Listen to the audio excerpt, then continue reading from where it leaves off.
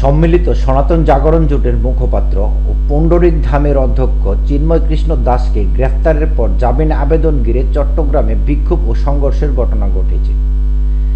এতে একজন আইনজীবীর মৃত্যু হয়েছে, আহত হয়েছে অন্তত 20 জন। পরিস্থিতি নিয়ন্ত্রণে আনতে পুলিশ টিয়ার সেল ও সাউন্ড গ্রেনেড নিক্ষেপ ও লাঠিচার্জ করেছে।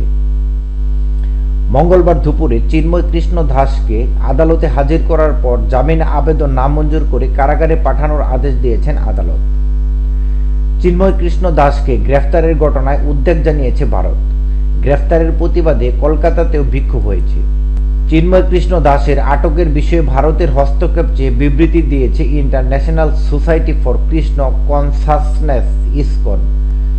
তিনি বাংলাদেশে ইসকনের গুরুত্বপূর্ণ নেতা উল্লেখ করে তাকে অবিলম্বে মুক্তি দেওয়ার আহ্বান জানিয়েছে। যদিও 8ই নভেম্বর একটি সংবাদ সম্মেলনে চিন্ময় কৃষ্ণ দাসকে ইসকনের যাবতীয় কার্যক্রম থেকে অব্যাহতি দেওয়ার তথ্য জানিয়েছিল সংগঠনটি। রাষ্ট্রদ্রোহ মামলায় চিন্ময় কৃষ্ণ দাসকে সোমবার ঢাকা থেকে গ্রেফতারের পর চট্টগ্রামে নিয়ে যাওয়া হয়েছিল। মঙ্গলবার দুপুরে মহানগর আদালতে তার জামিনের শুনানির সময় নির্ধারিত ছিল।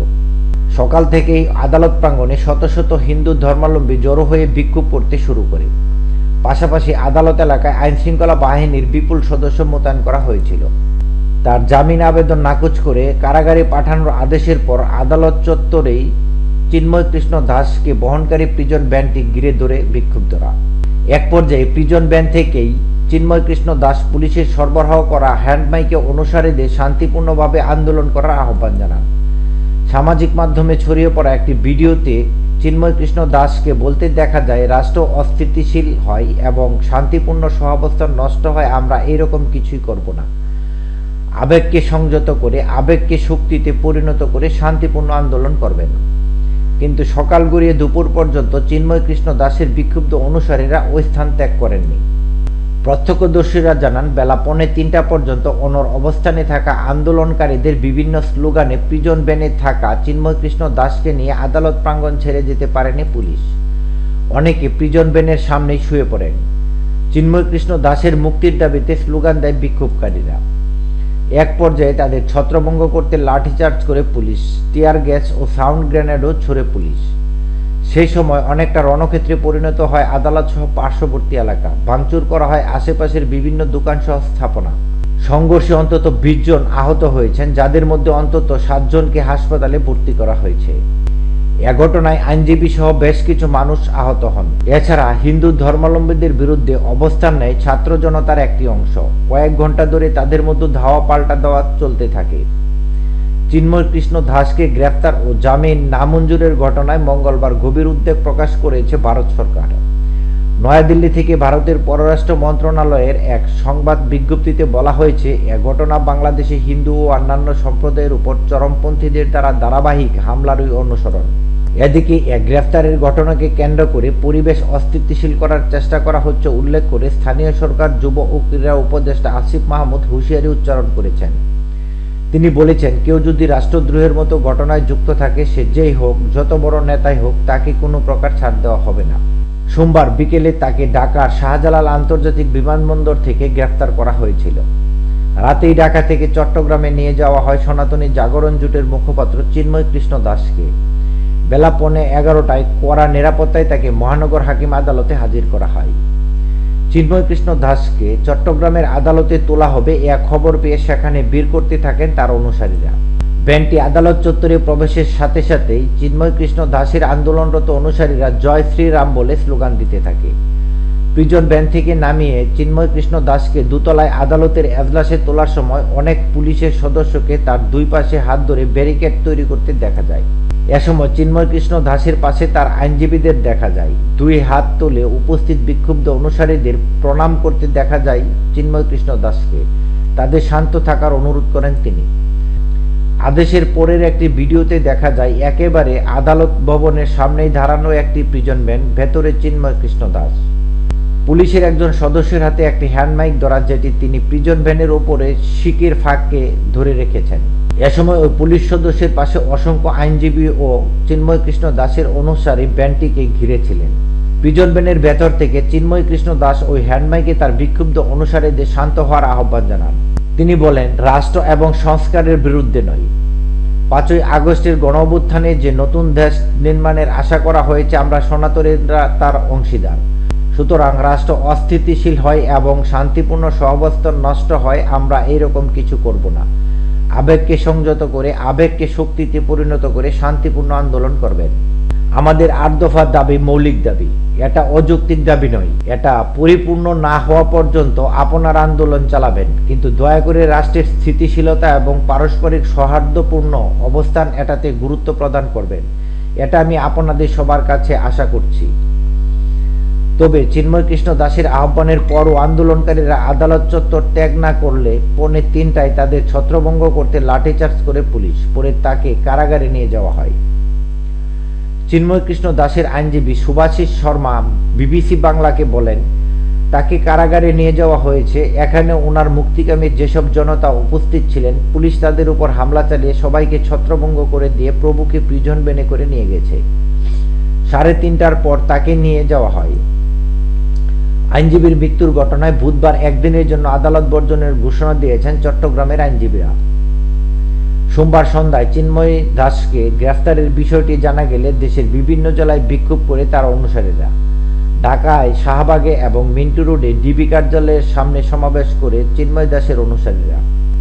শাহবাগে বিক্ষোভকারীরা জড়ো হলে তাদের উপর হামলা চালানোর অভিযোগ উঠে। শাহবাগ মোড়ে একদল ব্যক্তি লাঠি নিয়ে তাদের উপর হামলা করে বলে ফেসবুক লাইভে অভিযোগ করা হয়েছে, যদিও হামলাকারীদের পরিচয় উল্লেখ করা হয়নি। এ ঘটনায় কোনো মামলা বা থানায় অভিযোগ হয়নি। সোমবার রাতেই গ্রেফতারের প্রতিবাদে রংপুরে হিন্দু ধর্মাবলম্বীরা বিক্ষোভ মিছিল করেছে। এছাড়া গতকাল রাতেই খুলনা, দিনাজপুর, রাঙ্গামাটি এবং কক্সবাজার সহ বিভিন্ন জেলায় বিক্ষোভ হয়েছে। এছাড়াও খুলনা, দিনাজপুর, রাঙ্গামাটি এবং কক্সবাজার সহ বিভিন্ন জেলায়ও বিক্ষোভ হয়। চিন্ময় কৃষ্ণ দাসের আইনজীবী শুভাশিস শর্মা বিবিসি বাংলাকে জানান, জামিন নামঞ্জুরের আদেশের বিরুদ্ধে উচ্চ আদালতে আবেদন করা হয়েছে। ম্যাজিস্ট্রেট কোর্টে প্রথমে নামঞ্জুর হওয়ার পরে আমরা আপার কোর্টে অর্থাৎ মহানগর দায়রা জজ আদালতে আমরা ফৌজদারি মিস মামলা করেছি। আদালত আমাদের মিস মামলা গ্রহণ করে আগামীকাল শুনানির জন্য রেখেছেন বলেন মিস্টার শর্মা। জামিন নামঞ্জুরের যুক্তি হিসাবে ম্যাজিস্ট্রেট কোর্টের আদেশে সদ্য ধৃত এবং রাষ্ট্রদ্রোহিতার অপরাধে অভিযোগ আছে বলে উল্লেখ করেছে বলে জানান আইনজীবী মিস্টার শর্মা। চিন্ময় দাসকে কারাগারের ডিভিশন দেওয়া, খাবার ও ওষুধ সরবরাহ এবং কারাবিধি অনুযায়ী চিকিৎসা দেওয়ার আবেদন ম্যাজিস্ট্রেট আদালত মঞ্জুর করেছে বলে জানিয়েছেন আইনজীবী মিস্টার শর্মা। শুনানির সময় আদালতে চিন্ময় দাস কথা বলেছেন বলে জানান এই আইনজীবী। আইনজীবী মিস্টার শর্মা জানান, চিন্ময় প্রভু আদালতে বলেছেন এই গ্রেফতারের মধ্য দিয়ে সনাতনীদের 8 দফা আন্দোলনের মঞ্চ দামিয়ে ফেলার জন্য হয়তো কোনো একটা তৃতীয় শক্তির ষড়যন্ত্রের কারণে হয়তো এই কাজটা করছে। তবে সরকার এই বিষয়টা ভুল করছে। মূলত আমরা সরকার বিরোধী কোনো আন্দোলনে জড়িত নই। চট্টগ্রাম মেট্রোপলিটন পুলিশের মুখপাত্র মোহাম্মদ রইসউদ্দিন বিবিসি বাংলাকে জানিয়েছেন, আদালত প্রাঙ্গণে সংঘর্ষের ঘটনায় সাইফুল ইসলাম আলিফ নামে একজন নিহত হয়েছেন। এ সময় 13 জন পুলিশ সদস্য আহত হয়ে পুলিশ হাসপাতালে চিকিৎসাধীন রয়েছে বলে জানান এই পুলিশ কর্মকর্তা। এদিকে চট্টগ্রাম মেডিকেল কলেজ হাসপাতালের পরিচালক brigadier general Taslim Uddin BBC বাংলাকে জানিয়েছেন, ঘটনাস্থলে হয়তো সাইফুল মারা যায়। হাসপাতালে আনার পর কর্তব্যরত চিকিৎসক তাকে মৃত ঘোষণা করেছে। এছাড়া হাসপাতালে আরও 7 জন চিকিৎসাধীন রয়েছে বলে জানান তিনি। পুলিশ জানিয়েছেন, সংঘর্ষে অন্তত 20 জন আহত হয়েছে, যাদের মধ্যে আইনজীবী, পুলিশ ও বিক্ষোভকারীরা রয়েছে। ভারতের পররাষ্ট্র মন্ত্রণালয় এক সংবাদ বিজ্ঞপ্তিতে চিন্ময় দাসকে গ্রেফতার ও জামিন নামঞ্জুরের ঘটনায় গভীর উদ্বেগ প্রকাশ করেছে। মন্ত্রণালয়ের ওয়েবসাইটে প্রকাশিত এক বিজ্ঞপ্তিতে বলা হয়েছে, সংখ্যালঘুদের বাড়িঘর ও ব্যবসা প্রতিষ্ঠানের লুটপাট, অগ্নিসংযোগের পাশাপাশি দেবতাদের মূর্তি চুরি ও মন্দিরে ভাঙচুরের একাধিক ঘটনা নথিভুক্ত রয়েছে। এসব ঘটনার হুতারা যেখানে ধরাছোঁয়ার বাইরে রয়ে গেছে, সেখানে শান্তিপূর্ণ সমাবেশের মাধ্যমে ন্যায্য দাবি তুলে ধরা একজন ধর্মীয় নেতার বিরুদ্ধে অভিযোগ আনাটা দুর্ভাগ্যজনক বলে জানিয়েছে ভারত। একই সাথে চিন্ময় কৃষ্ণ দাসকে গ্রেফতারের ঘটনায় সংখ্যালঘুদের শান্তিপূর্ণ প্রতিবাদ হামলার ঘটনায়ও উদ্বেগ প্রকাশ করেছে ভারতের পররাষ্ট্র মন্ত্রণালয়। বাংলাদেশের সরকারকে হিন্দু এবং অন্যান্য সংখ্যালঘুদের নিরাপত্তা নিশ্চিত করার আহ্বান জানিয়েছে ভারত। একই সাথে তাদের শান্তিপূর্ণ সমাবেশের অধিকার ও মত প্রকাশের স্বাধীনতা নিশ্চিতের আহ্বান জানিয়েছে ভারত সরকার। অন্যদিকে চিন্ময় কৃষ্ণ দাসের গ্রেফতারের বিরুদ্ধে পশ্চিমবঙ্গের বিধানসভার সামনে বিক্ষোভ করেছে বিজেপির বিধায়করা। তাদের সবার হাতে পোস্টারে লেখা ছিল চিন্ময় মহাপ্রভুর নিঃশর্ত মুক্তি চাই। এই বিক্ষোভের নেতৃত্ব দেন বিধানসভায় বিরোধী দলনেতা শুভেন্দু অধিকারী। সংবাদ মাধ্যমকে তিনি জানিয়েছেন, চিন্ময় কৃষ্ণ প্রভুর নিঃশর্ত মুক্তির দাবি জানাচ্ছি আমরা। সারা পৃথিবীর সব হিন্দুদের ঐক্যবদ্ধ হতে হবে। আজ কলকাতায় বিজেপির বিধায়করা বিক্ষোভ দেখালেন, তবে বাংলাদেশে যদি হিন্দুদের উপরে অত্যাচার অতি সত্বর বন্ধ না হয় তাহলে আমরা আরও জোরালো বিক্ষোভ শুরু করব, জানিয়েছেন শুভেন্দু অধিকারী। একই সাথে বাংলাদেশের সংখ্যালঘুদের সুরক্ষা নাজুক উল্লেখ করে ন্যায় বিচার এবং ধর্মীয় স্বাধীনতার জন্য বিশ্ব সম্প্রদায়কে ঐক্যবদ্ধ হওয়ার আহ্বান জানিয়েছেন মজুমদার। চিন্ময় কৃষ্ণ দাসকে আটকের বিষয়ে ভারতের হস্তক্ষেপ চেয়ে বিবৃতি দিয়েছে তার সংগঠন international society for Krishna consciousness ISKCON. তারা ইসকন নেতা চৈতন্য কৃষ্ণ দাসকে অবিলম্বে মুক্তি দেওয়ার অনুরোধ জানায়। সেখানে বলা হয়েছে, চিন্ময় কৃষ্ণ দাস বাংলাদেশেই ইসকনের একজন গুরুত্বপূর্ণ নেতা। ইসকনের সাথে সন্ত্রাসবাদের যেসব অভিযোগ তোলা হয়েছে তার কোনো ভিত্তি নেই বলেও ওই বিবৃতিতে বলা হয়েছে। যদিও চট্টগ্রামের হাজারীগলিতে একটি সংঘর্ষের ঘটনার পর 8ই নভেম্বর ঢাকায় একটি সংবাদ সম্মেলন করে ইসকন বাংলাদেশ জানিয়েছিল যে চিন্ময় কৃষ্ণ দাসকে ইসকনের যাবতীয় কার্যক্রম থেকে অব্যাহতি দেওয়া হয়েছে। এদিকে গ্রেফতার ও জামিন নামঞ্জুরের ঘটনায় সামাজিক যোগাযোগ মাধ্যমে পশ্চিমবঙ্গ থেকে পণ্যবাহী ট্রাক আটকে দেওয়া হয়েছে বলে প্রচারণা চালানো হয়েছে। বিবিসি বাংলা সংবাদদাতা অমিতাভ ভট্টাশালী জানিয়েছেন, পশ্চিমবঙ্গের কোনো সীমান্তে পণ্যবাহী ট্রাক আটকে দেওয়ার কোনো ঘটনা ঘটেনি বলে বিএসএফ জানিয়েছে। কোথাও জমায়েতের তেমন কোনো ঘটনাও ঘটেনি। ট্রাক আটকানোর মতো কোনো কর্মসূচির দলীয়ভাবে এখন পর্যন্ত নেওয়া হয়নি বলে বিজেপির নেতারা জানিয়েছেন। রাষ্ট্রদ্রোহের ঘটনায় যুক্ত থাকলে ছাড় দেওয়া হবে না বলে জানিয়েছেন অন্তর্বর্তীকালীন সরকারের স্থানীয় সরকার যুব ও ক্রীড়া উপদেষ্টা আসিফ মাহমুদ। মঙ্গলবার রংপুরে এক অনুষ্ঠানে একথা বলেন তিনি বলেন, বাংলাদেশের সার্বভৌমত্ব ও স্বাধীনতার উপর যদি কোনো প্রকার হস্তক্ষেপ ও আঘাত আসে এবং রাষ্ট্রের প্রতি অবমাননা হয়, রাষ্ট্রদ্রোহের মতো ঘটনা ঘটে, সেক্ষেত্রে সরকার অবশ্যই কঠোর ব্যবস্থা নেবে। পরিস্থিতি অস্থিতিশীল করার চেষ্টা হচ্ছে জানিয়ে ক্রীড়া উপদেষ্টা বলেন, একটি গ্রেফতারের ঘটনাকে কেন্দ্র করে এখন অস্থিতিশীল পরিস্থিতি তৈরির চেষ্টা করা হচ্ছে। আমরা স্পষ্টভাবে বলতে চাই, কেউ যদি রাষ্ট্রদ্রোহের মতো ঘটনায় যুক্ত থাকে, সে যেই হোক, যত বড় নেতাই হোক, তাকে কোনো প্রকার ছাড় দেওয়া হবে না। চিন্ময় কৃষ্ণ দাসকে সম্প্রদায় বিবেচনায় নয়, রাষ্ট্রের বিবেচনায় আইনশৃঙ্খলা বাহিনী ব্যবস্থা গ্রহণ করবে বলে জানান ক্রীড়া উপদেষ্টা। চট্টগ্রামের কোতোয়ালি থানায় দায়ের করা একটি রাষ্ট্রদ্রোহিতার মামলায় চিন্ময় কৃষ্ণ দাসকে গ্রেফতার করা হয়।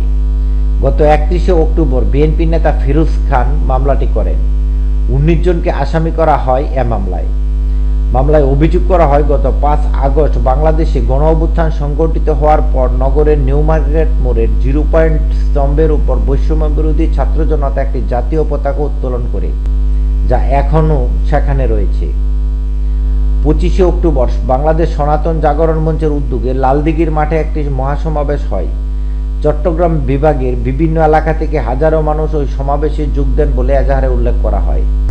এতে বলা হয়েছে, বাংলাদেশের জাতীয় পতাকার প্রতি অসম্মান প্রদর্শন করে, অবমাননা করে আগে টানানো জাতীয় পতাকার উপর সাম্প্রদায়িক ধর্মীয় গোষ্ঠী ইসকনের গেরুয়া রঙের ধর্মীয় পতাকা উত্তোলন করে সেখানে স্থাপন করে দেয়, যা একটি স্বাধীন রাষ্ট্রের অখণ্ডতাকে অস্বীকারের শামিল।